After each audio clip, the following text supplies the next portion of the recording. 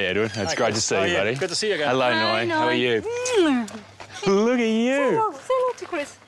You know, I associate you with monkeys, but normally not quite as cute as this. No, these are actually leaf monkeys. Yeah. It's not like the little buggers that we saw last time. Not as naughty. Not as naughty.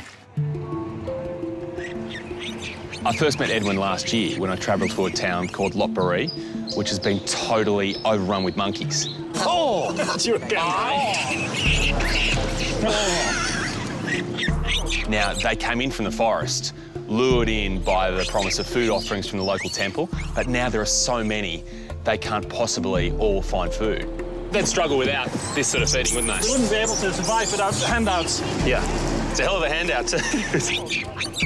It really impressed me, and it made me interested to see what other work Edwin does. That's part of the reason I wanted to come back. And I would have driven in further, but you had a fairly large roadblock there. Yeah. This is one of the rescued elephants called Bun Mi, rescued from the streets of Thailand, basically a begging elephant. She's about 60 years old, and she's retired. And the only thing she does is eat, sleep, and poo. Well, I'm here to work, mate. Your vet skills should be coming in handy with girls like this. Yeah. But I think we should first have a tour. When everyone imagines the Great Barrier Reef up here, they think of this really fertile area, but after Cyclone Yasi came through, all that seagrass that turtles normally eat got covered in silt. There's no food anymore. Every single tank here is full. It just gives you an idea of the scale of the problem that the turtles are facing up here. With this starvation, in the last 2 years, we've had an 800% increase in strandings up the east coast.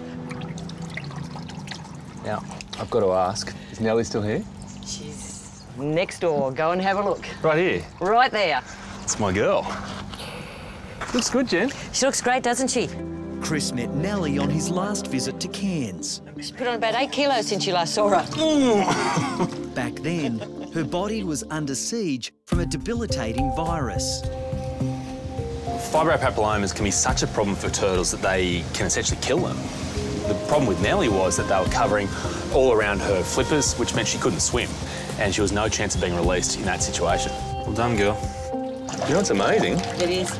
All those lumps that were just everywhere, they're all gone. I know. It's fantastic, isn't it? It's not like we're seeing a couple of lumps still lingering. They're all gone. I know. So that's a combination of the surgery, but also that vaccine. Also the vaccine, yeah. The surgery and the vaccine together, and all her lumps are gone. It's fantastic. So who's this? This is Tash. Tash? She's now 9 years old. Okay. It's great to have Chris with us because he's got an amazing expertise and background in veterinary care. And veterinary care in northern Kenya is virtually zero. So to have his skills and expertise is really valuable. He's got a great heartbeat. Yeah, big and strong. Oh, that's good. Yeah. She's so nice to us. We don't want to lose her at all, yeah. For a dog who has worked so hard, Tash is certainly showing some signs of her 9 years. Her joints are a little bit thickened. She's just greying up a little bit, but overall, she's in pretty good shape. She's done a lot of running on these legs. Yeah. I can feel it. A lot of weather, so wet, dry. The great thing about the dogs, they can track at night time.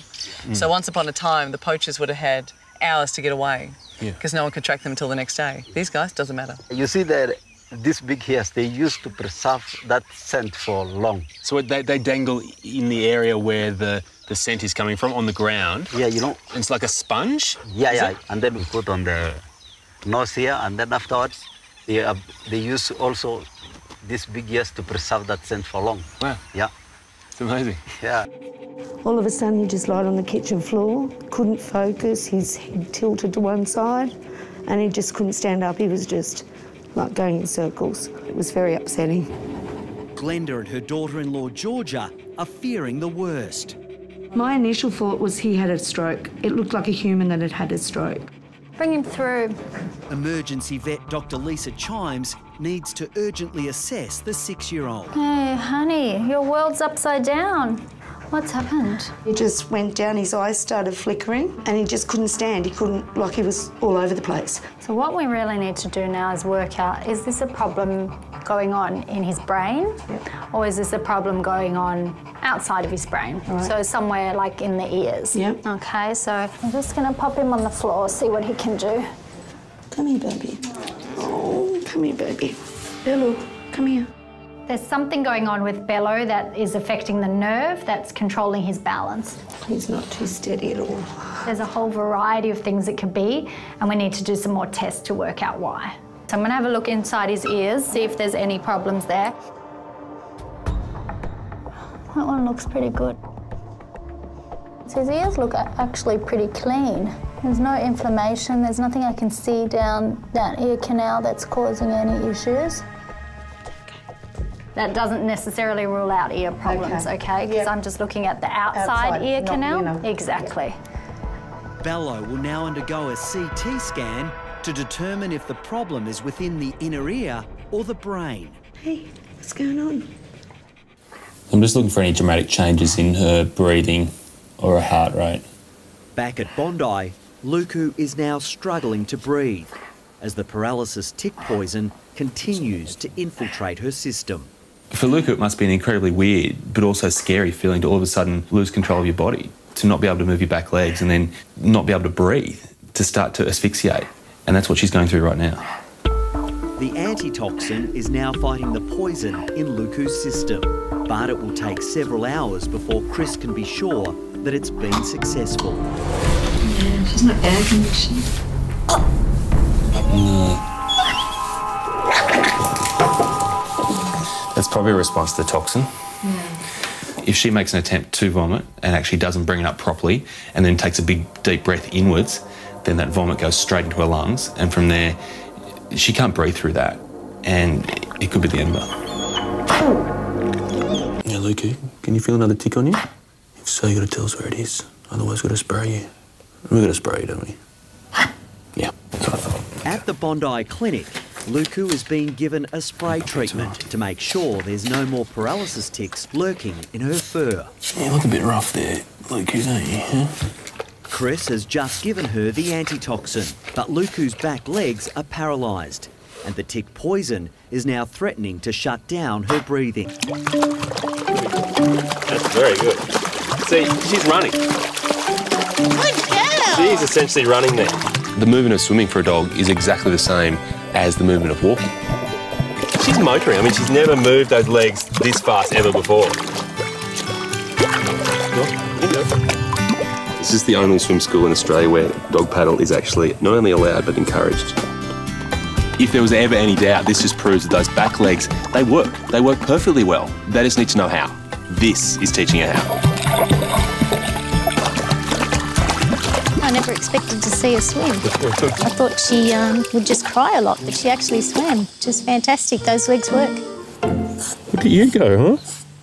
Look at you. And she doesn't deserve to be in pain. That's the main thing. Of course not.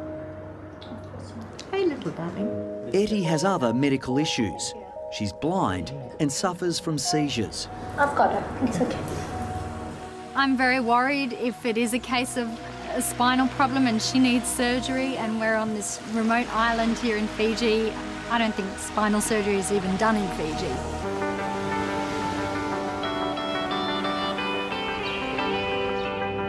Oh, yummy!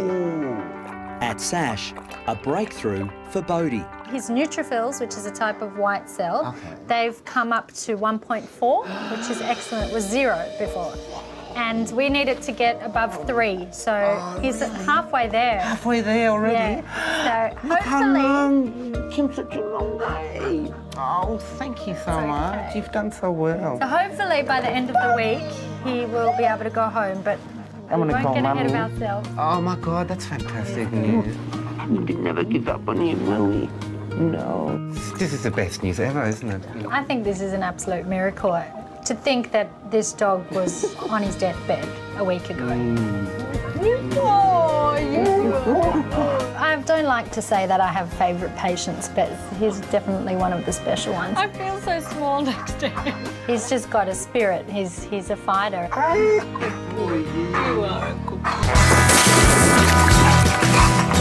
So after Chris saw Tillman skateboard, I told him I had something else for him. So here we are at the beach, and it's time to let him skim.